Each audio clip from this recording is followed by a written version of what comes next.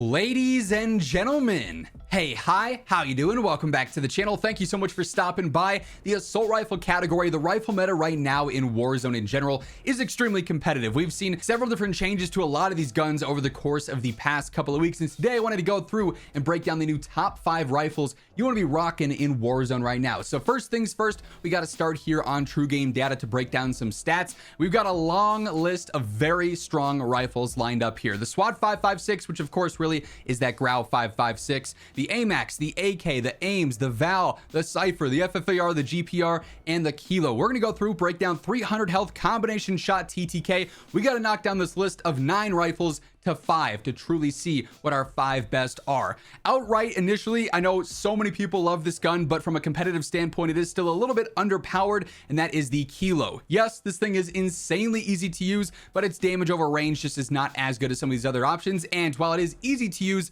so are several of these other choices, right? So the Kilo is one that I think just barely misses the cut. On the inverse of the Kilo being an easy to use, lower damage rifle, you've got the AK-74, which is a more difficult to use, very high damage rifle. Like you can see, its TTK is one of the best in the game, but its recoil pattern as it stands means that this TTK is actually nowhere near what it's going to be in a realistic gunfight where you have to control recoil and you're not hitting every shot. So unfortunately, the AK ends up missing out on that top 5 simply for behavioral reasons. You know, the handling, the control there just knocks it out of the mix there ever so slightly. And it's kind of the same deal with the AMAX. The recoil is not as bad on the AMAX, but it's not something that's going to be as straightforward as a Grau, which is insanely easy, a GPR, a Cypher. You know, those really stand out more, and their TTKs are right there with it, especially over range. You know, further range beyond 60 meters, it falls off as well. So AMAX just misses the cut as well. Still gonna knock a few others off here. I think there are a few obvious mainstays. The Grau doesn't have the fastest TTK on paper over range, but it's so straightforward, so easy with that recoil that it's obviously a true contender. The Cypher, the GPR, as mentioned, both super reliable as well. The FFAR technically has the fastest TTK here. Over range, the damage per mag, the control is gonna get a little bit iffy. It's most effective when used, you know, 40 meters and closer, more of like sniper support style stuff, but still a top tier choice as well. This really leaves us between the VAL and the AIMS, and the AS VAL here, our yellow line, I think it sort of speaks for itself. It's just beating the AIMS throughout, and it's also relatively easy to use as well. It's not too difficult. DPM a little bit off, but that's also the case with several guns right now, just with magazine sizes and fire rate. So I think the AIMS also just barely misses the cut. But now, hey, we're left with 5. We've got the Grau 556, the AS VAL, the FFAR, the GPR, and the Cypher. Now let's jump in game and rank these from 5 to 1 and break down the best setups for all these guns as well. As we do so, if you enjoy the video, you find the details helpful, a like rating is always seriously appreciated. And if you're new to the channel, you want to guarantee that every single day you're in the know for the latest going on in COD. No better place than right here, so feel free to hit that subscribe button and turn on those post notifications. So first up here, number 5, I've got the AS VAL. Obviously was close to, you know, missing the cut there in the actual graph breakdown, but still, this thing has one of the better TTKs in the category. I think people don't realize how good this gun actually can be. I think it really thrives on Rebirth, but it's viable on Verdansk as well. Decently low recoil, clean iron sights, and then of course that quick TTK over range here as we saw. Also kind of a unique gun as far as the attachments go. It's got fully integrated suppressed barrels here, so it's still got the standard gain, twist, long barrel, reinforced, but they're all integrated suppressors, so it's a 2-for-1 essentially here. I go for these suppressed reinforced barrel personally. Helps out with velocity, range obviously keeps me off the map. We're up to a 1118 velocity, nearly a 50-meter effective damage range. Pretty solid stats there overall. Vertical foregrip helps out that horizontal control, makes this pattern a lot more predictable and just the weapon easier to use in general. Extended 3 here is only a 55, and this thing is an 896 RPM, hence the DPM concerns that do limit this to being, you know, number 5 on the list as opposed to 4, 3, 2, 1, right? But still plenty viable there for all squad sizes. Quick draw rear grip for that faster ADS just makes it a little bit more snappy. You could also switch this out for something like the Infiltrator stock, which I think would be a fantastic choice as well.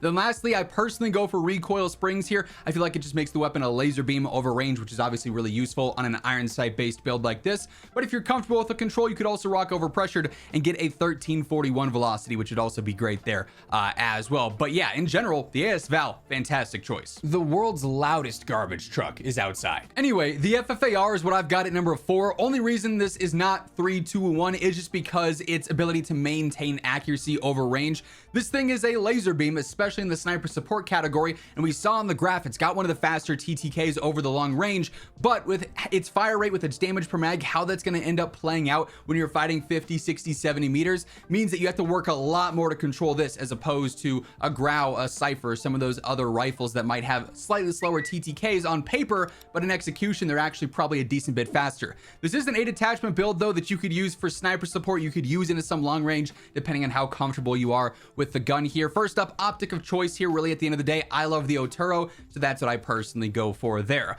I still rock the compensator on my FFAR as opposed to monolithic. Yes, the range and the velocity increases would be great here. For sniper support you wouldn't need this, but if you like the long range play of this thing, this would be ideal. But factoring in accuracy, yet again, compensator is just a little bit too important here, in my personal opinion. Reinforced barrel, yet again, velocity and damage range boost. 1087 velocity, 54.5 meter effective damage range, sitting pretty there. Vertical foregrip for that max recoil control, making this thing easier to use. Extended 2 is going to be a 60 here, so that'll work. We got a 938 RPM, so again, that damage per mag stat, a little bit iffy there over the longer range, but still serviceable for sure.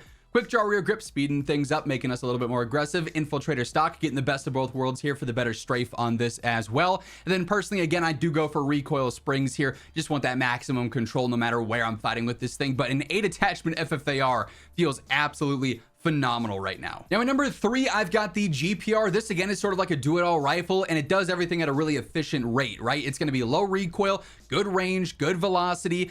Just in general, it's checking all the right boxes. It's not doing anything like extremely the #1 absolute best, most efficient gun everywhere. It's just really, really good in all categories that you're like looking for as far as stats go here to make this a practical and a competitive rifle. So the GPR is just a really reliable choice at the end of the day. If you want an easy to use gun that's going to serve you well, this is a great choice. So here for the optic of choice, decided to change things up a little bit. We got the Jason Armory 2 times on there, another clean optic in my opinion, but that's all preference at the end of the day. Monolithic suppressor here, super easy to use gun. We want to obviously increase that efficiency over range with the added velocity and range there. Reinforced barrel doing more of the same. So we end up with a 1209 velocity, fantastic there, great hit scan range, 50 meter effective damage range as well. It's going to be fantastic for all engagements you're getting into. It's a low recoil gun, but might as well make it as easy as possible, right? With vertical foregrip on there, eliminating some of that horizontal bounce. And then lastly, extended 2 here, another 60 rounder, but only a 714 RPM in this case. So it's going to be really, really good for damage per mag by comparison to some of our previous choices here. You could also upgrade this to 8 attachments, throw on quick draw, infiltrator,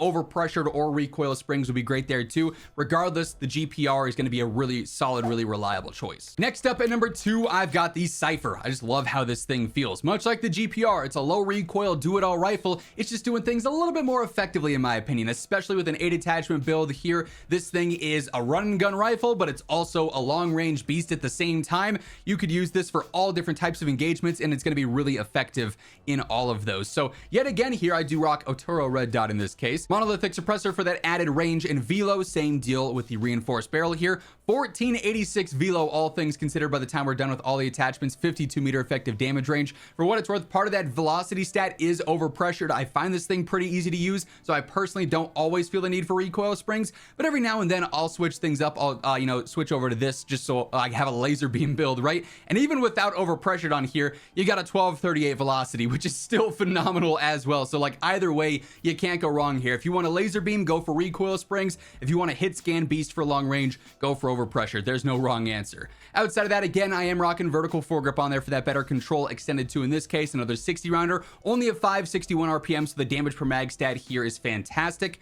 Quick draw rear grip, of course, then also the infiltrator stock on there for that better strafe speed. This thing is aggressive and agile for a rifle, but low recoil and hits heavy over range. To do-it-all rifle, and I love it. And then of course, lastly, at number 1, we've got my GOAT, the Grau, the SWAT 556 conversion kit here. We saw in the graph, it doesn't have the fastest TTK over range, but this thing is so low recoil. Your realistic TTK is going to be phenomenal. It's got great velocity, clean irons as well. This thing is just insanely, insanely dependable. You want to pick up a gun, you want it to fry right away, you don't want to have to work much to get used to it. This is the go-to. The Grau is just that good. So obviously, the most important part of the setup is the Grau 556 conversion kit. You have to have that on there. It does limit your attachments some. I feel like 8 attachment builds on this gun in particular are not that useful because we like the irons. They're clean irons. You can't use a barrel. Lasers are largely obsolete on BO6 guns. So if you had an 8 attachment build, you'd only be realistically using 6 attachments with a quick draw rear grip on there, in addition to what we've got already. So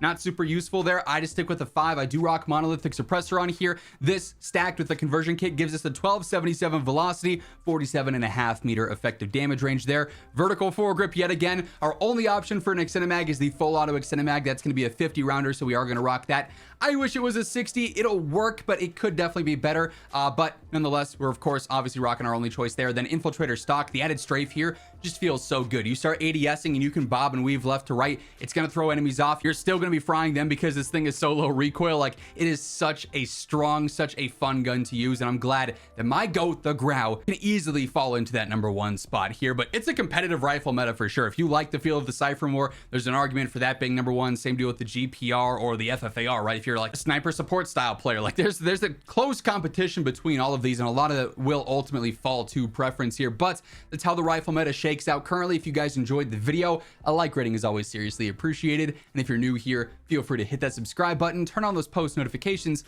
you can always stay up to date with everything going on in COD. But once again, thank you so much for tuning in. And until next time, take it easy, have an awesome rest of your day, and I'll catch you later. Peace out.